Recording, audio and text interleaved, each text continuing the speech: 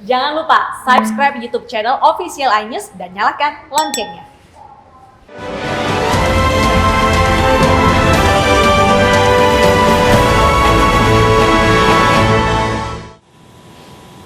Pemirsa, aksi penolakan pemakaman pasien corona sesuai protokol COVID-19 kembali terjadi di Pematang Siantar, Sumatera Utara.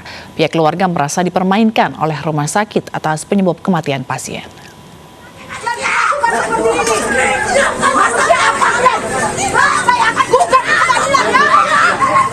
Kericuhan terjadi saat petugas Badan Penanggulangan Bencana Daerah atau BPBD menggotong peti jenazah warga bernama Ilham Wahyu Danil Harahap menuju pemakaman umum Jalan Bali, Kota Pematang Siantar, Sumatera Utara, Selasa malam. Keluarga menolak pemakaman dilakukan sesuai protokol COVID-19 karena sebelumnya pasien dirawat karena penyakit asam lambung dan gangguan jantung. Dia tidak COVID. Kenapa ditandatangani pernyataan? Supaya bisa mayatnya keluar dari rumah sakit. Kalau tidak ditandatangani, mayatnya ditahan.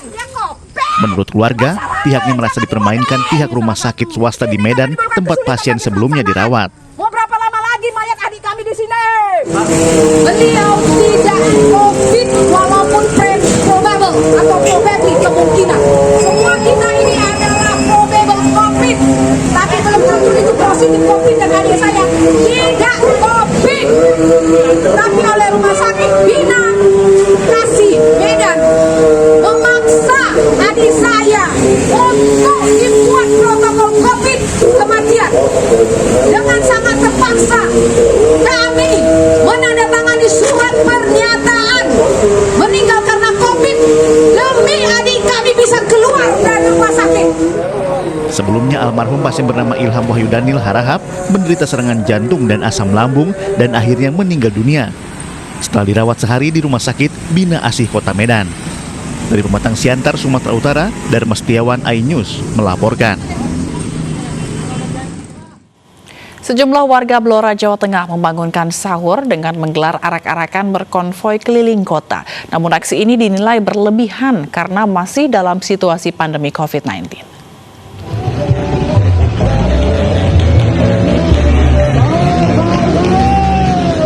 Inilah video amatir saat warga Blora, Jawa Tengah membangunkan sahur pada bulan puasa tahun ini. Mereka berkeliling kota menggunakan berbagai kendaraan sambil membangunkan sahur dengan pengeras suara. Namun kemeriahan warga saat sahur ini tidak dibarengi dengan protokol kesehatan di saat pandemi COVID-19. Atraksi sahur ini membuat kerumunan, tidak menjaga jarak dan banyak di antara warga yang tidak mengenakan masker. Aparat keamanan mengaku aksi ini menjadi evaluasi karena warga menggelar konvoi usai polisi melaksanakan patroli. Kejadian kurang lebih pukul 2.00 ya, ini menjadi evaluasi buat kami. Kami memang kemarin melaksanakan kegiatan pengamanan giat malam minggu sampai kurang lebih pukul 1. Kemudian anggota istirahat persiapan untuk sahur, ternyata mereka muncul ya. Polisi akan memanggil sejumlah warga untuk dimintai keterangan. Namun mereka tidak akan diberi sanksi dan hanya menandatangani surat pernyataan agar tidak mengulangi lagi pelanggaran protokol kesehatan. Dari Blora, Jawa Tengah, Heri Purnomo, iNews melaporkan. Puluhan juru parkir kemarin menjalani vaksinasi COVID-19 di halaman Rumah Sakit Polri, Jakarta Timur. Vaksinasi dilakukan karena profesi juru parkir ini dinilai rawan dan rentan terhadap penularan COVID-19.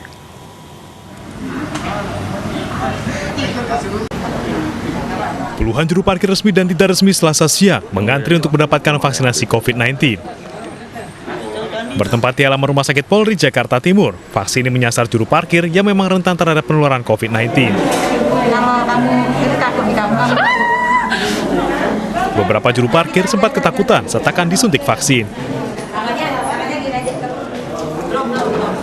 Polri khususnya melihat bahwa rekan-rekan sebagai juru parkir adalah profesi yang rawan, profesi yang rentan, yang harus kita apresiasi untuk mendapatkan juga perlindungan, khususnya perlindungan dari paparan COVID-19 melalui vaksinasi COVID-19 yang dilaksanakan di Rumah Sakit Polri.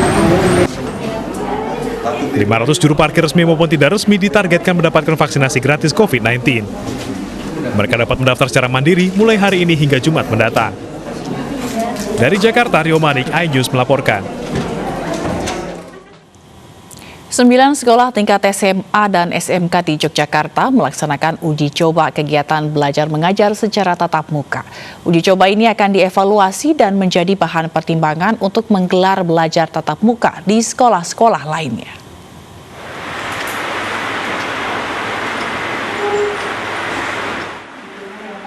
Uji coba pembelajaran tatap muka di daerah istimewa Yogyakarta digelar di 9 SMA dan SMK, salah satunya di SMKN 1 Yogyakarta.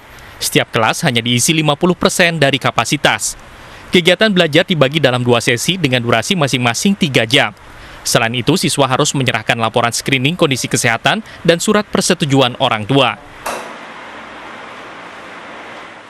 Sementara seluruh guru dan karyawan sekolah sudah menjalani 2 tahap vaksinasi.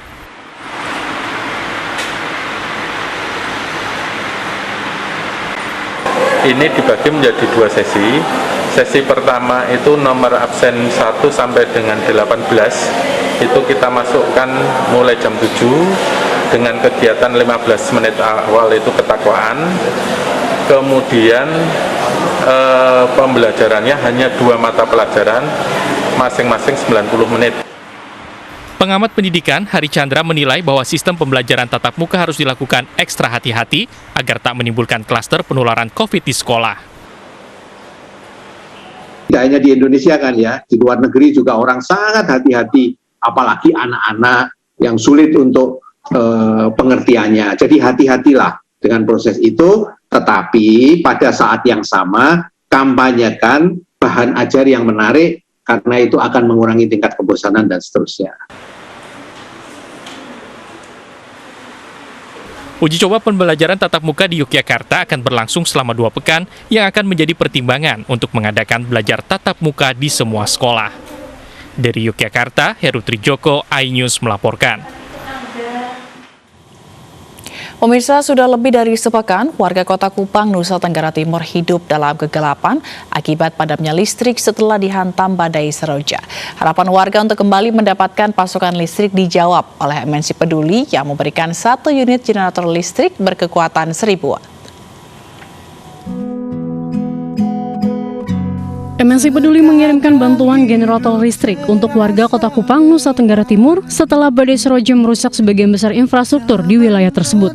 Genset berukuran 1000 watt ini mampu menerangi sekitar 20 rumah dan bisa dimanfaatkan untuk menyalakan lampu dan mengisi ulang baterai telepon genggam. Pada saat ini bantuan yang sudah kita salurkan kepada saudara-saudari kita di NTT berupa genset, karena tentunya itu yang sangat mereka butuhkan di masa sekarang ini, di mana mereka juga sedang harus mengungsi gitu, dan mereka membutuhkan electricity, dan kami ingin menyediakannya sesuai dengan kebutuhan mereka.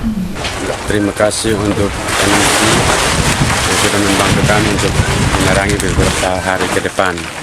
Karena kami sudah kegelapan sudah 1 minggu 2 hari. MNC Peduli terus berkomitmen menyalurkan bantuan bagi korban bencana. Untuk itu, mari berdonasi melalui rekening MNC Peduli. Berapapun bantuan yang Anda berikan akan sangat bermanfaat bagi mereka yang membutuhkan. Tim Liputan iNews melaporkan.